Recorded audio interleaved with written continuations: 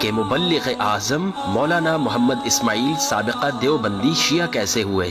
ناظرین محترم، مولانا محمد اسماعیل سابق دیوبند پاکستان کے بہت بڑے مناظر اور خطیب تھے۔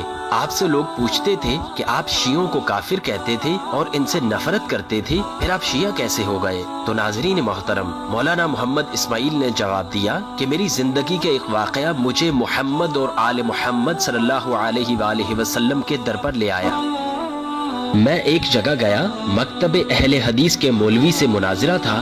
دوران گفتگو میں نے کچھ ایسے جملے کہے اور حوالہ جات بھی پیش کیے کہ میں نے مناظرہ جیت لیا، اور ہر کوئی میرے ہاتھوں کے بوسے لے رہا تھا۔ میرے ارد گرد اہل سنت کا عظیم اجتماع جمع ہو گیا، اور وہ اس کو نہ صرف معجزہ کہنے لگے، مجھے مبارکبادیں بھی دینے لگے کہ اتنے میں میرا میزبان میرے قریب آیا اور دھیمی سی آواز میں کہا، مولانا صاحب، ہمارے گاؤں کا ایک بزرگ شیعہ ہے، وہ آپ سے ملنا چاہتا ہے۔ میں نے شیعہ کا نام سن کر حقارت بھرا جملہ ادا کرتے ہوئے کچھ غیر اخلاقی الفاظ ادا کیے تو اس میزبان نے مجھ سے کہا، مولانا آپ ایسا نہیں کر سکتے، وہ ہمارے لیے بہت معزز ہے اور اس کا کردار اور گفتار اور طور و اطوار ہمارے لیے مشعل راہ ہیں، اور ساتھ ہی ساتھ ان کے ہم سب پر بہت احسانات بھی ہیں۔ مگر میں نے کہا وہ شیعہ ہے، کافر ہے؟ اس نے کہا، نہیں مولانا صاحب، وہ ایک سید زادہ بھی ہے۔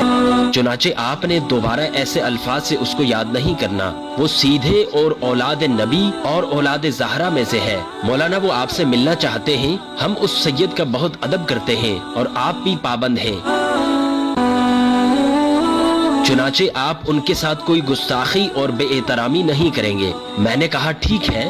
اتنے میں ایک دیہاتی بوڑھا شخص ظاہر ہوا، سلام کہتے ہوئے وہ میرے قریب آیا اور ادب سے دھیمی سی آواز میں وہ گویا ہوا۔ اس نے کہا، مولانا صاحب، آپ بہت بڑے عالم دین ہیں، آپ خطیب ہیں، آپ مناظر ہیں، میرے پاس تو علم نہیں ہے، میں تو سیدھا سادہ سا ایک دیہاتی فرد ہوں، میرے پاس آپ جتنی معلومات بھی نہیں ہیں، میرا اور آپ کا کوئی مقابلہ نہیں ہے، لہٰذا میں آپ سے صرف 3 سادہ سے سوال کروں گا جس کا آپ نے صرف ہاں یا نہ میں مجھ کو جواب دینا ہے۔ میں نے کہا پوچھو۔ تو وہ شخص کہنے لگا، مولوی صاحب، مجھے یہ بتائیے کہ کیا نبی مکرم صلی اللہ علیہ وآلہ وسلم کی بیٹی جس کا نام سیدہ فاطمہ الزہرا تھا، نبی مکرم کی رحلت کے بعد اپنا کوئی حق مانگنے کسی دربار میں گئی تھی؟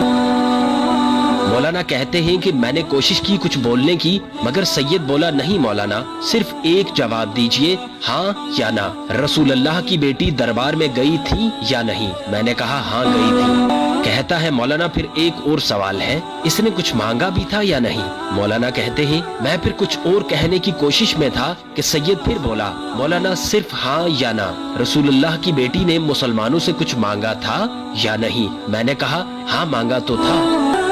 کہتا ہے، مولانا تیسرا اور آخری سوال، مگر پہلے سوالوں کی طرح اس کا جواب بھی محض ہاں یا نہ میں دیجیے گا، کیا مسلمانوں نے ان کو حق دیا یا خالی ہاتھ لوٹا دیا؟ مولانا کہتے ہیں، میں نے کہا خالی لوٹا دیا۔ سید نے سارے سوالات کے دوران سر جھکایا ہوا تھا۔ اس جواب کے بعد سر اوپر اٹھا کر میری آنکھوں میں دیکھا، اس سید کی آنکھوں میں آنسو تھے، اداسی اور بے بسی سے مجھ سے کہنے لگا، بس مولانا مجھے آپ سے یہی پوچھنا تھا۔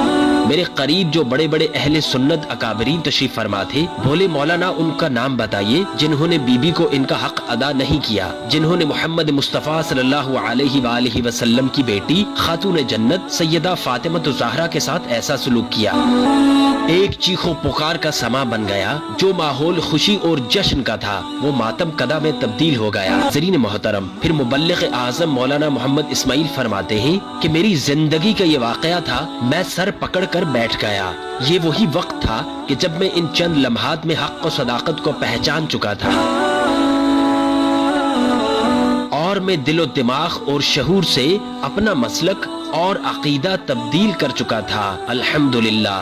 ناظرین محترم، پھر وہ یوں گویا ہوئے اور فرمانے لگے کہ میں آج بھی سوچتا ہوں کہ ان لوگوں کو تو ابھی صرف یہی پتا چلا تھا کہ نبی مکرم کی وہ بیٹی جس کے لیے آپ فرمایا کرتے تھے، الفاطمۃ بضعۃ منی، فاطمہ میرے جگر کا ٹکڑا ہے، کہ وہ دربار میں گئیں اور ان کو ان کا حق ادا نہیں کیا گیا تو وہ اہل سنت افراد دکھ اور غصے میں نڈھال ہو گئے، اور اگر وہ یہ جان جائیں کہ نبی مکرم کی بیٹی دربار خود نہیں گئی بلکہ مسلمانوں نے بلایا تھا اور رسول اللہ کی بیٹی کئی گھنٹے اپنے بابا محمد مصطفیٰ صلی اللہ علیہ وآلہ وسلم کے نوکروں اور غلاموں کے درمیان کھڑی بھی رہیں اور کسی نے بھی انہیں بیٹھنے کا بھی نہیں کہا۔ بی بی فاطمہ الزہرا کے ساتھ اس سلوک کے حوالہ جات آپ ان کتب میں ملاحظہ کر سکتے ہیں۔ صحیح البخاری جلد نمبر 2 صفحہ نمبر 91، صحیح مسلم جلد نمبر 5 صفحہ نمبر 24، سیرت حلبیہ جلد نمبر 6 صفحہ نمبر 532، سواحق محرقہ ابن حجر مکی صفحہ نمبر 31، ازالت الخفا شاہ ولی اللہ محدث دہلوی صفحہ نمبر 57 اور تاریخ یعقوبی صفحہ نمبر 361۔ مولانا فرماتے ہیں کہ وہ تو یہ بھی نہیں جانتے تھے کہ جس دروازے پر نبی مکرم صلی اللہ علیہ وآلہ وسلم سلام پیش کیا کرتے تھے اور آیہ تطہیر کی تلاوت کر کے پھر اجازت طلب کر کے اندر داخل ہوا کرتے تھے، جس در پر جبرائیل بھی بغیر اجازت اندر داخل نہیں ہو سکتے تھے، اور جس گھر میں بچوں کے پنگھوڑے کی ڈوریاں بھی فرشتے ہلایا کرتے تھے اور گھر کی چکیاں بھی فرشتے چلایا کرتے تھے، مسلمانوں نے تو اس گھر کے دروازے کو بھی جلا ڈالا اور پھر نبی مکرم کی لخت جگر پر مسلمانوں نے وہی جلتا ہوا دروازہ گرا دیا۔ نبی مکرم کا نواسا حضرت محسن شکم مادر میں شہید ہو گیا۔ ناظرین محترم، اس واقعہ کو بھی آپ ان کتب میں ملاحظہ فرما سکتے ہیں۔ ترمذی شریف جلد نمبر 2 صفحہ نمبر 786، ارحج المطالب عبید اللہ امرتسری صفحہ نمبر 58، تفسیر در منصور السیوطی جلد نمبر 5 صفحہ نمبر 565، ازالت الخفا شاہ ولی اللہ محدث دہلوی صفحہ نمبر 534، سفینہ نوح شفیع اکاڑوی حصہ دوئم صفحہ نمبر 35، الفاروق شبلی نعمانی صفحہ نمبر 124، تاریخ ابو الفدا صفحہ نمبر 105 اور امامت و سیاسیات ابن قتیبہ دینوری صفحہ نمبر 22۔ ناظرین محترم، اور پھر مولانا آخر میں فرماتے ہیں کہ میں نے تو صرف یہ بتایا کہ ان کو دربار بلایا گیا، حالانکہ یہ بھی نہیں بتایا کہ 3 گھنٹے دربار میں کھڑا بھی رکھا اور ظالم خود کرسیوں پر بیٹھے ہنستے رہے۔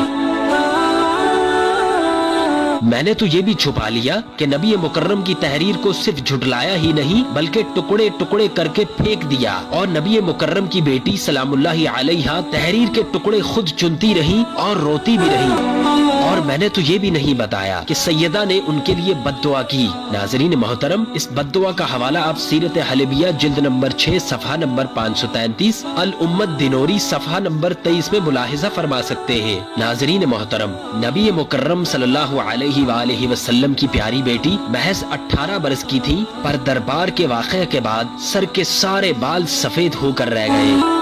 آپ سلام اللہ علیہ نبی مکرم کی رحلت کے بعد 3 دن تک صف بچھا کر مسلمانوں کے پرسے کی راہ دیکھتی رہی، پر مسلمانوں نے رونے پر پابندی لگا کر مدینے سے باہر نکال دیا۔ مولا علی نے ان کے لیے مدینے سے باہر ایک کوٹھڑی تیار کرائی جس کا نام بیت الحزن یعنی کہ رونے کی جگہ رکھا، اور آپ دن رات وہاں پہ گریہ فرماتی تھی۔